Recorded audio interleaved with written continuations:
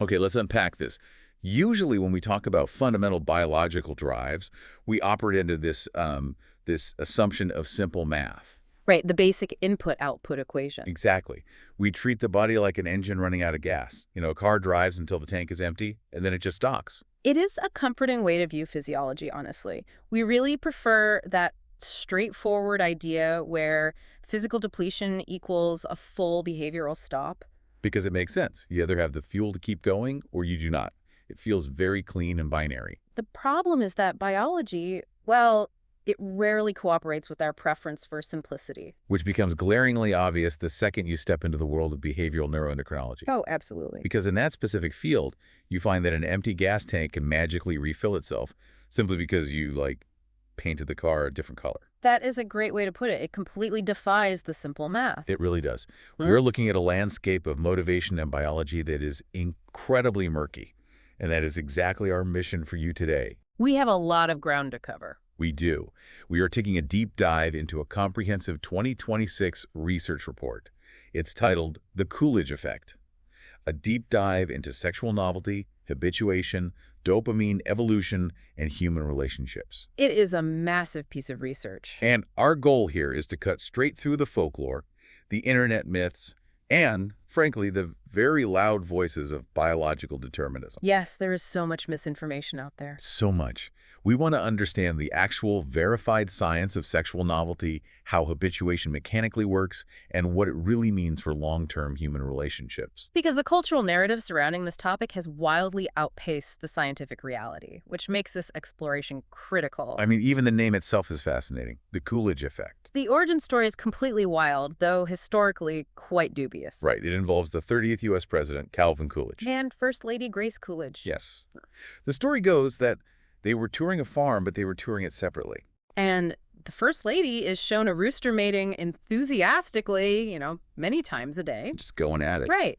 And she supposedly tells the farmer, point that out to the president when he comes by. I always picture the farmer sweating nervously in this scenario, just caught between the president and the First Lady. Oh, it puts the farmer in a rather precarious diplomatic position for sure. Definitely. So the president comes along, the farmer nervously relays the message, and Coolidge asks, same hen every time. And the farmer says... His farmer says, oh no, Mr. President, a different hen every time. And the president replies, tell that to Mrs. Coolidge. It is the ultimate historical mic drop. It really is. Even if it probably never happened exactly that way. But the term stuck. The report notes that Frank A. Beach started using the term in the late 1950s. Yes. Beach was a prominent behavioral endocrinologist, and what's fascinating here is that the survival of that joke and its transition into official scientific nomenclature, it isn't just a matter of scientists appreciating a punchline. Right, it wasn't just an inside joke. No, it survived because it perfectly encapsulates a genuine, incredibly frustrating experimental problem in the laboratory. How so? For decades, researchers struggled to distinguish between two completely different physiological states. Absolute physical generalized exhaustion versus a partner-specific motivational decline. Because if an animal stops a behavior, you don't instantly know why it stopped. Exactly. You just see an animal lying down. You just see a tired rat. But to figure out if this effect is real, we have to establish the baseline. We have to look at how scientists originally proved this wasn't just a case of an animal being too physically tired to continue. The foundation of this comes from Beach and Jordan's 1956 work on male rats.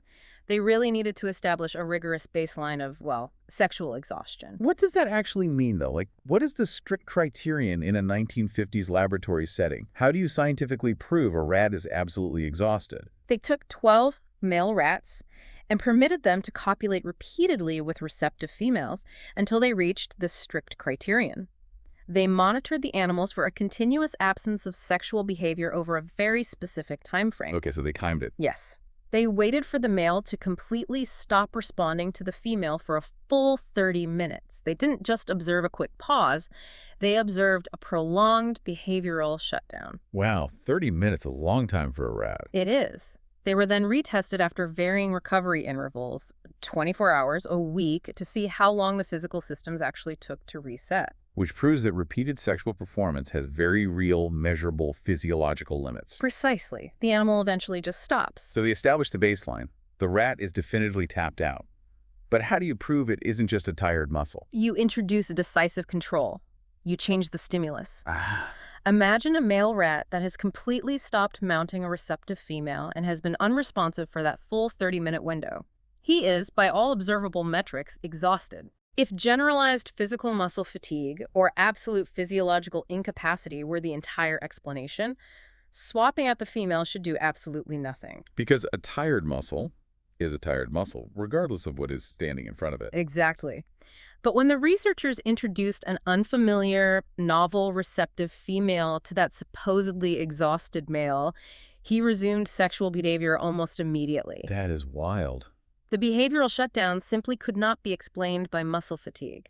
The animal acts as its own control here. So you have a familiar partner first, leading to a complete shutdown. Yes, and a novel partner second, leading to an immediate restart, with almost zero time for actual physiological recovery in between. It's like sensory-specific satiety. Yeah. Like when you are sitting at the dinner table at Thanksgiving and you have eaten so much that you are physically uncomfortable, Right, you cannot take another bite. you are entirely too full for even one more single bite of turkey, but then someone brings out a completely new, visually stunning pie, and suddenly you have room. It is a very similar mechanism. The physiological state of your stomach capacity hasn't changed in those 5 minutes, but the novel stimulus has completely overridden the satiety signal. The underlying architecture of habituation there is strikingly similar, yes. However, we do need to clarify a crucial biological limit here. Okay, what's the limit? Because this is a primary area where public understanding of the Coolidge effect really diverges from reality. Novelty resets motivation within strict constraints. It does not grant an organism infinite physical capacity. That feels like a really important caveat. Yeah. Because the whole rooster story implies he just goes forever, all day, with limitless stamina. And the research vehemently contradicts the idea of limitless stamina. It does. Absolutely. Repeated access to novel partners can certainly extend sexual responding far beyond what happens with a single partner. But male animals eventually reach deeper, absolute forms of sexual satiety and physical exhaustion. So they do actually run out of gas eventually. They do. Even if the motor patterns continue, meaning the animal is highly motivated by the novelty to continue mounting, the actual seminal output, the ejaculation, eventually ceases entirely. Oh, wow. The physiological machinery taps out, even if the brain is still demanding action. It is a motivational reset, not a magic spell for infinite capacity. Okay, so the body still has hard limits, but the threshold to reach those limits is pushed further back by novelty. Precisely. And the report highlights that this is a reality across a massive swath of the animal kingdom.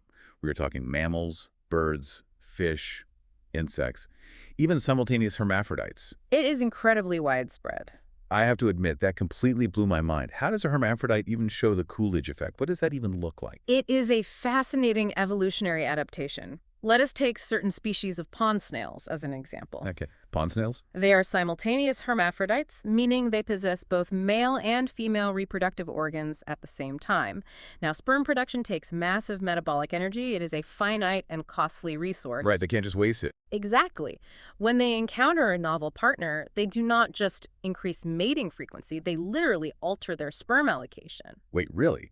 They calculate how much sperm to use based on whether they recognize the snail. In essence, yes. If they are mating with a familiar partner, they conserve their sperm, allocating a much smaller volume because they have already fertilized that specific genetic line. The biological return on investment is diminishing. Correct. But when presented with a novel partner, a completely new genetic opportunity, they significantly increase the volume of sperm transferred. That is so strategic. It is. And the fact that this cross-species diversity exists suggests that novelty influences several different components of reproductive investment, not just the raw frequency of copulation. If it's this widespread across all these different types of species, it brings up a huge question for me. The internet often claims this is strictly a male phenomena. Is that what the animal data actually says? Are female animals just completely immune to this novelty effect? The animal data firmly corrects that misconception. Female animals do show novelty responses, but the historical research on this has been fundamentally skewed. Skewed how? For a long time, the scientific endpoints were heavily biased toward male physiology. Researchers were looking for ejaculation-based measures or the sheer number of mounts, which obviously apply to males. Right. If your entire criteria for measuring sexual motivation is based on a physiological event that females literally don't experience in the same way, you're going to conclude they don't have the motivation. Exactly. It is a measurement error.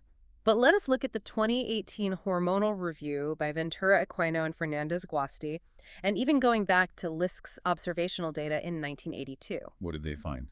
When researchers actually look for it using appropriate metrics, female golden hamsters and rats absolutely demonstrate Coolidge-like effects. How do they measure it then if they aren't using those male-centric physical endpoints? They look at something called perceptive motivation. I definitely need a translation for perceptive motivation. Think of it as the active, solicitous behaviors in animal displays to invite mating. It is not just receptive, which is simply allowing mating to happen. It is perceptive, meaning actively initiating it. Oh, okay. So they're seeking it out. Yes. Researchers measure renewed acceptance of a new partner, altered pacing behaviors, and how the female regulates the mating location when a new partner is introduced. What does pacing behavior mean in this context? For example, a female rat in a specialized testing chamber will control how often the male can access her by darting away and then returning. When a novel male is introduced, she alters that pacing to allow more frequent access. Oh, I see. The female endpoints are highly motivational and context-dependent. The issue was never that females lack the mechanism. It is that the behavior is less uniform and relies on completely different metrics than the male model. Okay, so the behavior happens in males, females, snails, hamsters across the board. But how does a new partner magically erase that fatigue? That is the million-dollar question. Right. If we want to understand what this means for complex human beings, we have to look under the hood at the brain's circuitry. We do. And the engine driving this phenomenon is the mesolimbic motivational system. Specifically, we are looking at the dopamine pathways that project from a region called the ventral tegmental area, or VTA, to the nucleus accumbens. Can we break those two areas down, the VTA and the nucleus accumbens? What are their actual jobs in this scenario? You can conceptualize the VTA as a sort of deep brain sensor and engine room. It constantly monitors the environment for biologically relevant stimuli, food, danger, a potential mate. Okay. When it detects something important, it manufactures dopamine and fires it forward into the nucleus accumbens. And the nucleus accumbens acts as the action center, or the steering wheel. So the VTA is the engine and the nucleus accumbens is the steering wheel. Exactly. When it receives that dopamine, it translates that chemical signal into physical motivated action. It tells the organism, move toward that thing. To see this engine room and steering wheel in action, the report highlights one of the most famous pieces of direct evidence in this field, the 1997 microdialysis experiment by Fiorino, Curry, and Phillips. An incredibly elegant study. And the methodology here is incredible because they didn't just watch the rats from the outside, they literally tracked the dopamine in the nucleus accumbens in real time. The technique of microdialysis involves inserting a microscopic probe, a cannula, into a specific millimeter-wide region of a living rat's brain. Wait, while the rat is awake? Yes, the animal is awake and moving freely. This probe collects minute samples of the extracellular fluid in the brain every few minutes, giving us a real-time chemical readout of what the brain is doing during specific behaviors. That is amazing. So they monitor the brain chemistry during initial copulation, during the onset of satiety, during the reintroduction of the exact same female, and finally, during the introduction of a novel female. Yes, those were the 4 distinct phases. What did that readout actually look like? The data from that probe provided a stark, undeniable picture. When the rat began initial sexual activity, the extracellular dopamine levels in the nucleus accumbens spiked dramatically. Just a huge surge. It was a massive surge of neurochemical activity, but as the animal populated over time and eventually became sexually satiated, its physical behavior declined. And simultaneously, the dopamine activity plummeted right back down to the baseline resting level. The engine room basically stopped sending fuel to the steering wheel. Exactly. But here's the critical test. When they took the familiar female away and then put her back in. Nothing. The dopamine levels stayed completely flat. There was no motivational rebound whatsoever. Wow. The brain recognized the stimulus as already processed and deemed it unworthy of further neurochemical investment. But the moment the novel, unfamiliar female was introduced into the chamber, the dopamine spiked again instantly, followed immediately by renewed copulation, which drove the dopamine even higher. that is just incredible to actually see on a graph. It is an incredibly powerful piece of mechanistic evidence because you are watching the invisible neurochemical change happen across the exact moment of behavioral transition. But this is where we have to pause and do some serious myth busting. Because when anyone hears the phrase dopamine spike, they instantly translate that to pleasure. Yes, that is a very common misunderstanding. The assumption is that the new rat is providing more pleasure than the old rat, and therefore the dopamine is higher. And this raises an important question regarding how we view brain chemicals. The report explicitly dismantles that assumption, and it requires us to fundamentally redefine dopamine in pop culture. Right. In contemporary neuroscience, dopamine is not a direct meter of subjective enjoyment. It is not the pleasure chemical. If it isn't pleasure, what is it? I mean, if you eat a piece of incredible chocolate, isn't that dopamine making it taste good? Actually, no. The actual subjective pleasure you feel, the liking of the taste of the chocolate upon your tongue, is governed by entirely different systems, primarily the opioid and endocannabinoid systems. Yes, dopamine operates before the chocolate is even in your mouth. Dopamine is about incentive salience. It is about learning, prediction, vigor, and motivated approach. It is the chemical of wanting, not liking. So dopamine isn't the reward itself. It's the brain's highlighter pen.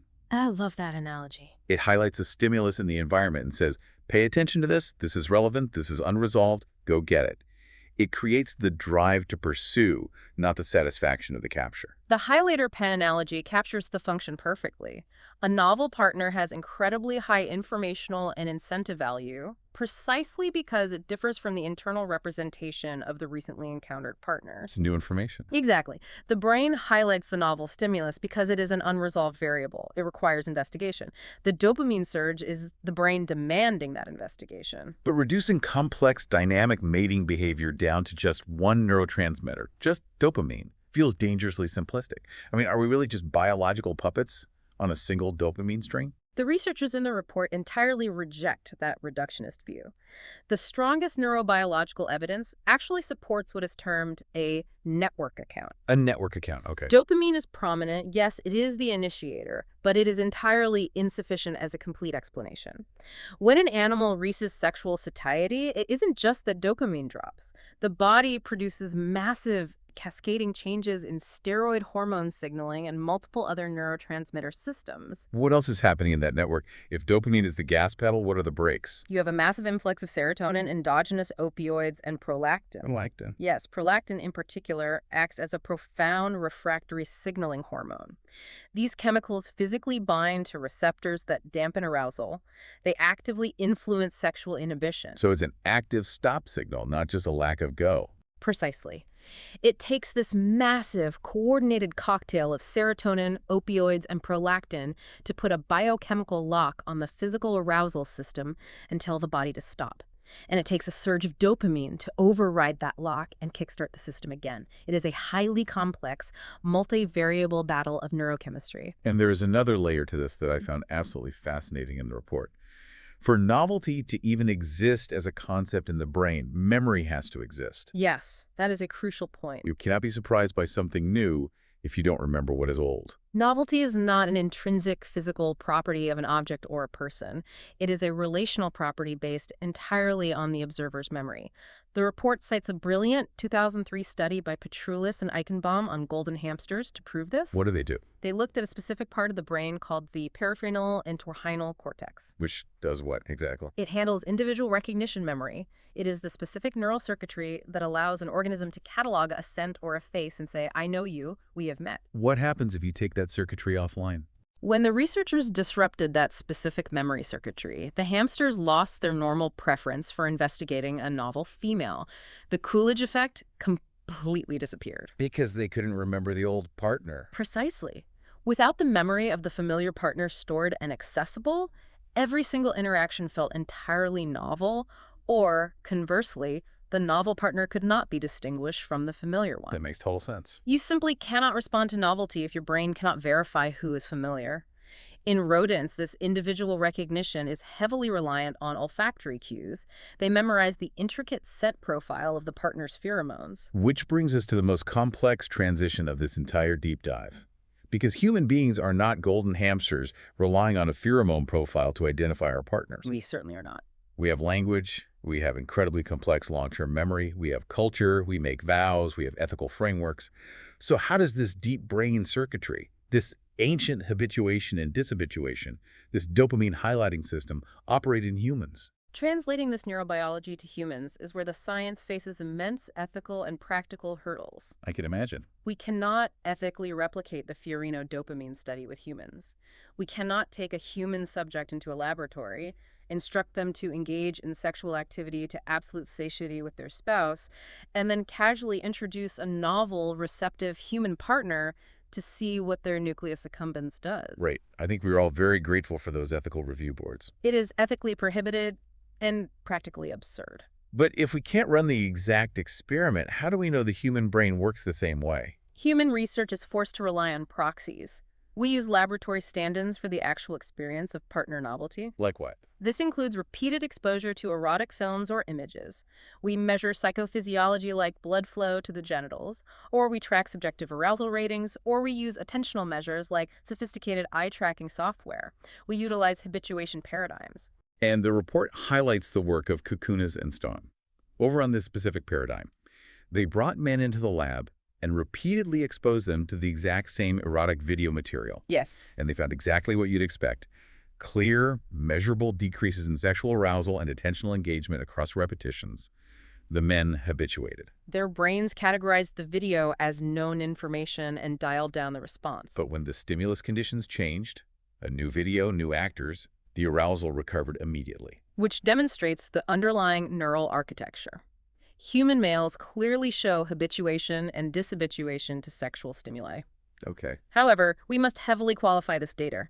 The novel partner in these proxy studies is represented on a two-dimensional screen. It is an image lacking social context, smell, touch, and relational dynamics.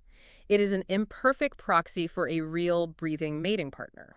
The use of visual proxies is really interesting, though, because for decades, the scientific consensus was that women didn't show these same habituation and dishabituation patterns to visual stimuli. That was the prevailing theory for a long time. The narrative was that women's arousal was purely emotional or relational, not triggered by visual novelty. But here's where it gets really interesting. We get to the pivotal 2013 study by Dawson, Sushinsky, and Lumiere, where they compared men and women directly. That 2013 study is vital because it forcefully challenges those long-standing cultural and scientific assumptions. They didn't rely on questionnaires. They measured genital response patterns directly. Right, getting the actual physical data. Yes. Using physiological sensors, plethysmography for men, and vaginal photoplethysmography or thermal imaging for women, they monitored actual blood flow to the genitals during repeated exposure to stimuli. And what did the physical data show? It showed that men and women displayed remarkably similar physiological patterns. Wow. Both sexes showed clear, undeniable habituation to the familiar erotic stimuli. The physical arousal dropped. And crucially, both sexes showed clear dishabituation, a rapid physiological recovery, when the novel stimulus was introduced. So the core physiological hardware for detecting and responding to sexual novelty exists and operates strongly in both men and women. Absolutely. So why on earth did we think for so long that women didn't have this physical response? If the hardware is there, how did scientists miss it for decades? The report mentions earlier flawed studies, like the 1995 work by Lauren and Everard. It comes down to experimental methodology and a statistical problem known as floor effects. Can you explain a floor effect? In some of those earlier studies from the 1990s, the erotic slides or films they selected to show the female subjects were simply too weak, too clinical, or uninteresting to elicit a strong initial genital response. Ah, I see. If you show someone something they do not find highly arousing on the first viewing, their physiological response starts near zero.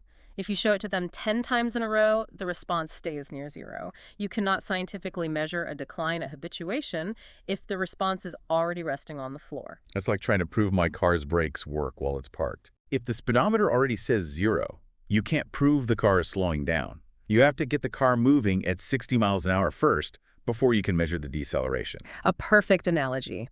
When later researchers like Dawson utilized more effective, highly arousing stimuli and implemented better measurement intervals, the habituation pattern in women became blatantly clear. The car was moving, so they could finally measure the braking. Precisely. Furthermore, We must account for the fact that women's genital arousal often shows much lower concordance with their self-reported subjective arousal compared to men. Meaning, the body is doing one thing, but the brain is reporting something else. Exactly. A woman's body might be responding physically increasing blood flow to the visual novelty, but her conscious mind, when filling out the questionnaire, is reporting low subjective arousal based on context, perceived safety, cultural conditioning, or lack of emotional connection to the stimuli. Oh, that is fascinating. The physical reflex happens, but the psychological interpretation suppresses the reported desire. But I want to push back on this because it feels like there's a massive contradiction here. If men and women show the exact same physiological habituation and dishabituation in the laboratory, why do massive global surveys consistently say that men want more partners? That is a very valid question. I mean, if the hardware is the same, why is the behavior so different out in the real world? It appears contradictory until you separate two fundamentally different concepts. The report utilizes a massive 2003 survey by Schmidt and colleagues, which is a landmark study that included over 16,000 participants across 52 different nations and continents. That is a huge sample size. It is, and it pairs this with a 2021 experimental study by Hughes. These studies across diverse cultures consistently find that men, on average, report a much stronger desire for sexual variety and express a preference for greater variety among potential short-term mates. So how do we reconcile 16,000 people saying men want more variety with the lab data saying both sexes react to variety the exact same way? We draw a critical distinction between a reflex and a goal. A basic physiological response to novelty, the genital dishabituation, the raw blood flow we see in the lab, is completely different from a psychological preference or the active real-world pursuit of multiple partners. Okay, I think I see what you're saying. It's like my salivary glands might react identically to the smell of a dozen different types of fast food restaurants if I walk past them on the street. Yes. That is my physiological response to novelty. I can't control my saliva, Huh. but my psychological preference, my health values, and my active choices might dictate that I only ever eat a home-cooked meal. That is exactly it.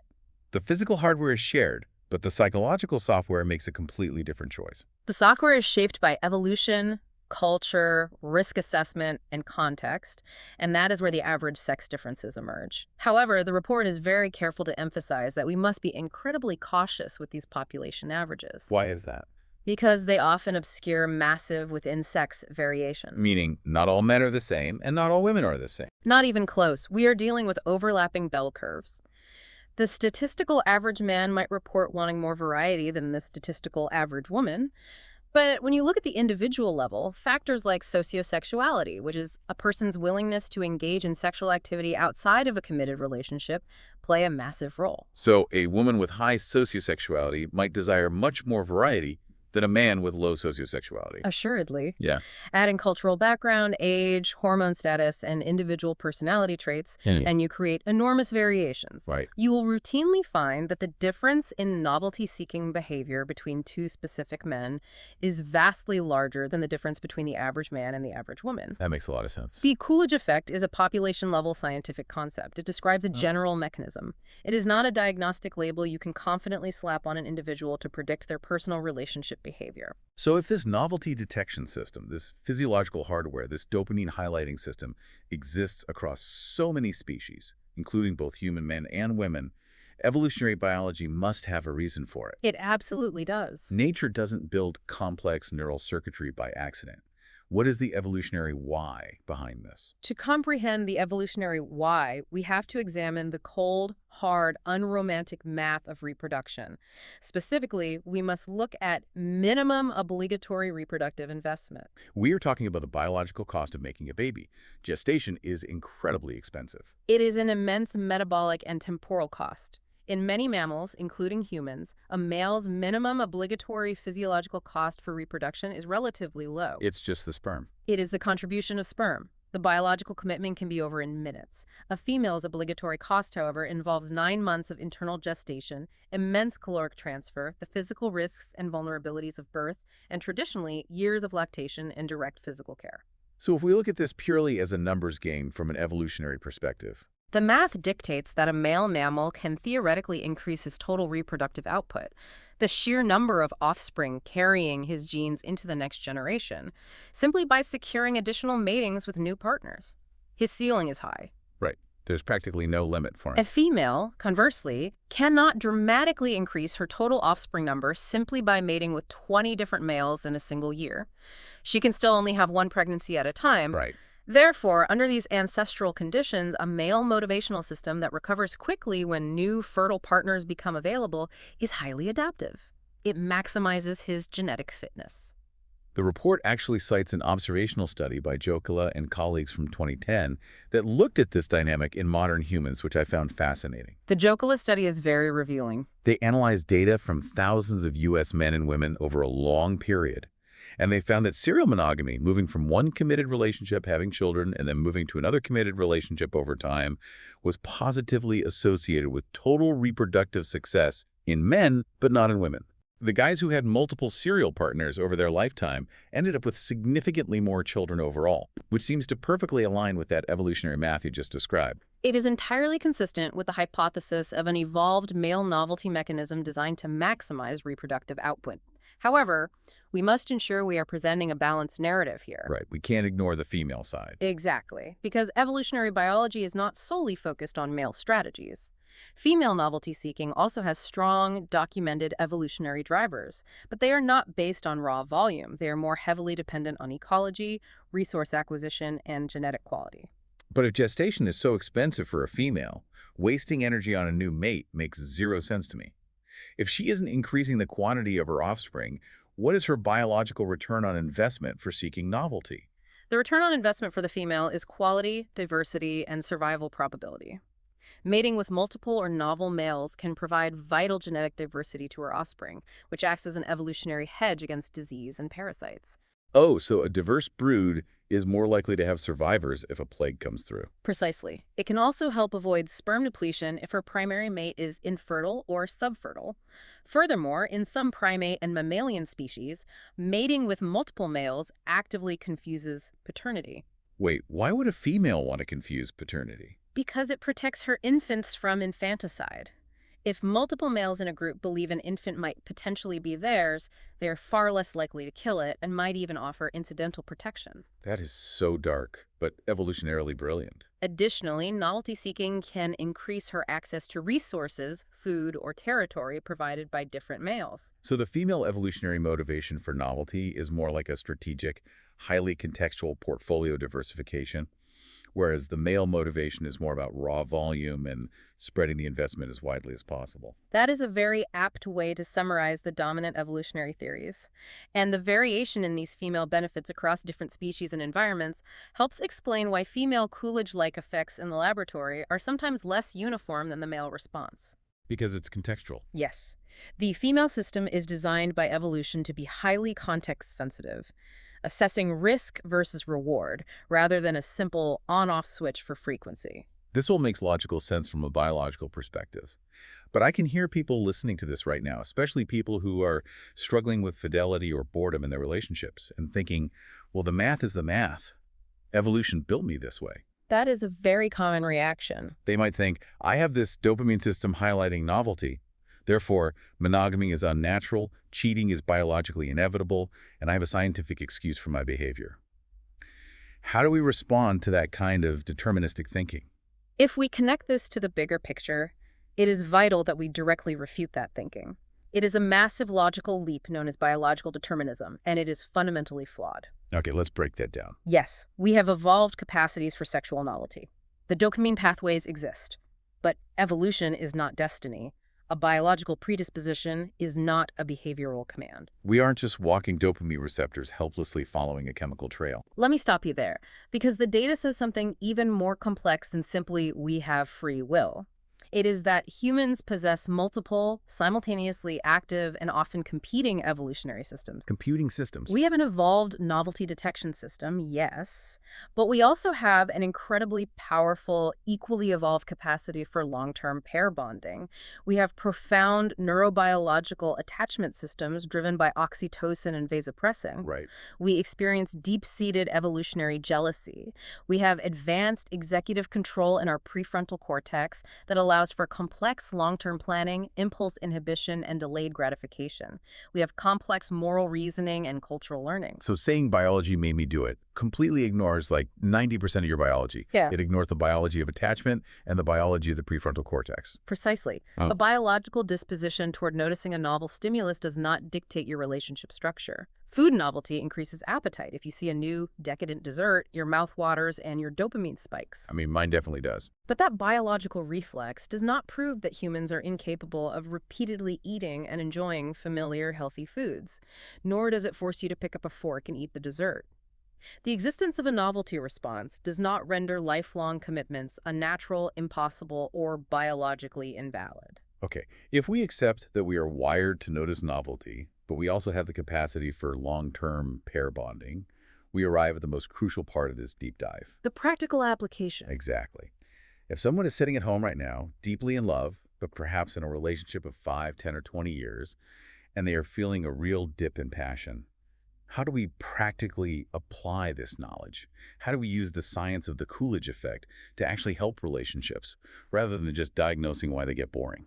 The first and most vital practical application of this research is to stop misdiagnosing the problem. What do you mean by misdiagnosing? The report highlights how quickly people, and quite frankly, sometimes even therapists, blame the Coolidge effect for sexual boredom. They assume that a decline in desire is solely and inevitably due to habituation to the partner. Right. We've been together too long. I know everything about you. The novelty is gone. Therefore, the desire is permanently gone. It's a very common, almost fatalistic narrative. But the data shows it is frequently a false narrative. The report utilizes research by Vowles and Mark from 2020 on a concept called desire discrepancy. Desire discrepancy, okay. They point out that declining desire in a long-term relationship is frequently caused by highly fixable, everyday contextual factors. We are talking about chronic stress, sleep deprivation, underlying health conditions, unequal household workloads, unresolved emotional conflict, or simply the sheer exhaustion of parenting. Right. It is incredibly hard to feel a rush of mesolimbic dopamine when you are actively resentful about who is going to unload the dishwasher, or when you are operating on 4 hours of sleep because the toddler is teething. Treating every single slump in desire as a biological novelty deficit completely obscures those real, systemic, and highly solvable problems. Before anyone assumes they're suffering from a biological lack of novelty, they must ruthlessly assess the context of the relationship. Is the engine actually bored, or is it just buried under the stress of daily life? Exactly. But let's assume the context is good. The dishwasher is empty, the communication is solid, the kids are asleep, but things still feel, stale. The automatic, effortless spark isn't firing like it did in year one. That is when we look at true habituation. Right. And this is where the report delivers what I think is the most critical revelation for long-term couples. It's the stark distinction between partner novelty and experiential novelty. This is the core practical takeaway that bridges the animal data to human psychology. It's so important. The Coolidge effect literature, by definition, focuses on swapping out the partner. But human couples research, specifically the self-expansion research model developed by Muse and colleagues in 2019, shows a completely different, highly effective path. What did they find? They found that engaging in novel, growth-oriented activities together promotes significant, measurable increases in sexual desire and relationship satisfaction. Let me see if I can translate this back to the car analogy.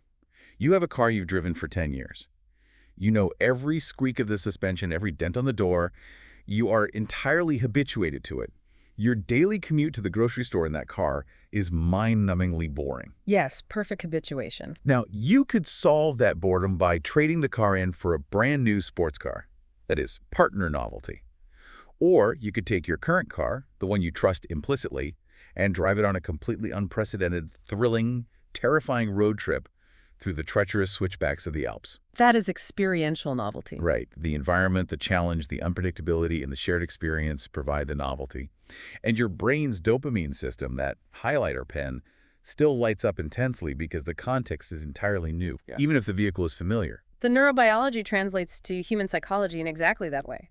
The brain's novelty detectors, including the VTA and the nucleus accumbens, are engaged not exclusively by a new face, but by new information, new challenges, and unpredictability. So it's not just about the person, it's about the situation. When you engage in experiential novelty with your partner, you are actively breaking the automatic, habituated scripts your brain relies on. But what does experiential novelty actually look like in practice? Because I think people hear novelty and they think they need to swing from the chandeliers, completely reinvent their sex lives, or move to Italy for a year. It does not require extreme measures, no. It requires psychological disruption. The necessary ingredients for experiential novelty are unpredictability, focused attention, and a break from the automatic script. Give me some examples. Let me give you three distinct examples. First, travel to a genuinely unfamiliar place where neither of you speaks the language, forcing you to rely on each other to navigate chaos. Oh, that would definitely cause some unpredictability. Second, taking a class together to learn a complex new skill, perhaps rock climbing or a difficult foreign language, where you are forced to see your partner struggle and grow as a novice again. Oh, I like that. Seeing them as a beginner. Third, engaging in a crisis simulation or an escape room where adrenaline and rapid problem solving are required. So it's about putting your partner in a new light, a new context, where you genuinely don't automatically know what they're going to do or say next. Yes. When you are in a highly familiar routine, your brain uses something called predictive coding. Predictive coding. It assumes it knows exactly how the evening on the couch will go, so it dials down the attentional resources to save energy. Dopamine stays flat because there is nothing to highlight. That makes total sense. By introducing experiential novelty, you force the brain to abandon its predictions. You force it to pay active, heightened attention to your partner in the present moment because the environment demands it. And that focused attention is the absolute prerequisite for renewed desire. It is so important to note that familiarity is not the enemy here. We don't want to pathologize being comfortable and secure with someone. Not at all. Familiarity brings immense benefits. It brings trust, emotional intimacy, security, and a deep, coordinated understanding of each other's needs. The goal isn't to destroy familiarity. It's to realize that long-term satisfaction requires a conscious shift in how you operate the relationship. It requires a transition from passive reception to active generation. A shift from spontaneous early-stage novelty to intentional novelty generation. In the first 6 months of a relationship, the novelty is entirely free. The dopamine is free just by looking at them. It requires no effort. 10 years in, you have to engineer it. You have to actively build a road trip through the Alps. A decrease in automatic, effortless excitement toward a familiar partner should not be misinterpreted as a loss of profound love. Nor is it evidence that the relationship is doomed by biology. Right. It is simply a neurobiological signal that the system has learned the current environment perfectly, and it is time to intentionally generate variation. So what does this all mean? We have covered a massive amount of ground today. We really have. We started with exhausted rodents on a laboratory farm, traced the dopamine pathways deep in the brain, navigated the evolutionary math of reproduction, and ended up discussing how to intentionally engineer unpredictability to save a marriage. Quite a journey. If we synthesize this entire journey, the core truth for you listening is this. The Coolidge effect is a real, scientifically validated, neurobiologically grounded phenomenon. It is driven by the ancient mechanisms of habituation and dishabituation highlighted by dopamine. Both men and women possess this novelty-detecting hardware, even if it expresses itself differently based on context and evolutionary pressures. But the critical caveat, the truth that overrides the biological determinism, is that we are not slaves to those dopamine spikes. Exactly. The animal paradigms cannot be simply copy-pasted onto complex human lives. A physiological preference for variety does not equal a behavioral mandate for infidelity. The existence of relationship boredom is not a direct, inevitable translation of rodent biology. We possess executive control, we possess profound attachment systems, and we possess the unique, conscious ability to create our own contexts. And that leads to a final, slightly provocative thought experiment I want to leave you with. Something to mull over. We know from the science we've discussed that human novelty isn't just about smell like it is for the hamsters. It is deeply tied to complex cognition, to memory, and to subjective meaning. Which means the very definition of what constitutes a novel stimulus is entirely dependent on your perception and your cognitive framing. Exactly. So here is the thought experiment for you. Is it possible that your long-term partner, the person you think you know absolutely everything about, whose sentences you finish, is actually an entirely new person every few years? That is a fascinating way to reframe it. Because human beings change constantly. Our cells regenerate, our political views shift, our deeply held fears and hopes evolve over decades. If you approach your partner of 10 years with the genuine, focused curiosity that you would normally reserve for a fascinating total stranger, assuming you do not actually know everything they are thinking, Mm-hmm. can you effectively hack your own habituation response? Oh, Can you trick your brain's predictive coding into realizing they've actually been a novel, evolving stimulus all along, just hiding in plain sight behind a veil of assumption? it is a profound psychological question. If novelty essentially requires unpredictability and active attention, and humans are inherently complex and constantly evolving, then the assumption of total unbroken familiarity is actually a cognitive illusion created by your own brain's laziness. Your brain's laziness. Dropping that illusion and choosing to pay attention again might be the most powerful novelty generator of all. The illusion of total familiarity. I love that. Thank you so much for taking this deep dive with us today. Keep questioning the assumptions, keep looking under the hood of how your mind actually works, and never stop being curious about the world and the people around you.